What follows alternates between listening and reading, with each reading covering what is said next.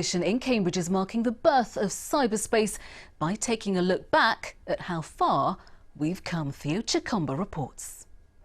In our modern day, you can do almost anything on the internet, from buying a car to finding out information for your next project. Today marks 30 years since the first web page was launched, which has transformed the way we communicate. The way that it has integrated with us, the way that it's sort of just been so woven into our lives, everything is done through the web. I don't think anybody could say that they could see that coming. And now, it's central to our everyday lives. Over 30 years, computers have moved on so quickly, and I thought maybe even 20 years ago we wouldn't see computers as we see them today. Here we've got a search engine, the very first one from 1989. I did type in Apple and it took some time, and I thought, well, let's compare it to what we use these days. And just here with my phone, I type in car. Almost instantly you get the results, and haven't we come a long way since 30 years ago? It's almost impossible to imagine life without going online. In 1989, Sir Tim Berners-Lee, a computer scientist, wrote a proposal for an information management system. He then spent time developing the project, which eventually evolved into today's World Wide Web. Back in the exhibition, visitors have the opportunity to learn a few practical skills about computing. First computers were absolutely massive, and computers that size now, back then you could process maybe one or two sums. Now you can do trillions at a time. They wouldn't have thought they would evolve this much for first and second generation. We've learned a lot in here. We've really, we've seen how it's evolved and how the first pizza was ordered online and the first cars and first viral videos. So we've had a lot of fun in here learning all about the history of the web. What started as an idea has become part of our everyday life. But were there any visions it would become this successful? On day one, when the first web page appeared online, there was no fanfare, there was no sort of press release. It just happened, and it was this page of text.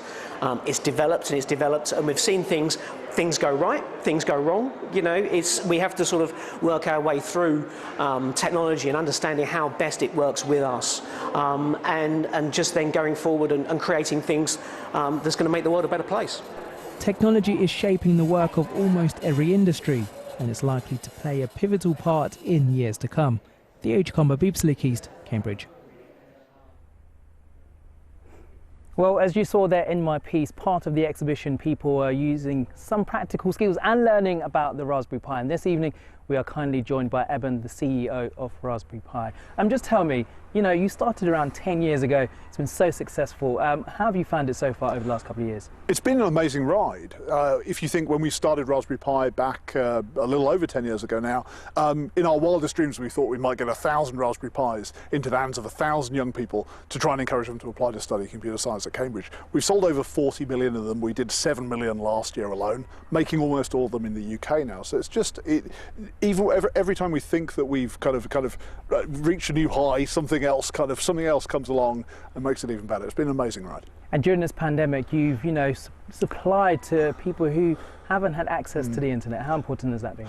It's interesting. Our Raspberry Pi 4, which is the platform that came along in 2019, is our first machine which is really unambiguously a PC. It can be used for anything that a PC can be used for. And of course that came along at just the right time to serve people in March, from March onwards of last year. There's 700,000 young people in the UK had no real access to computing equipment. And we've been able, in a small way, at the sort of tens of thousands of unit scale, to get Raspberry Pi out to some of those people so they could study from home. Today, 30 years of the World Wide Web page.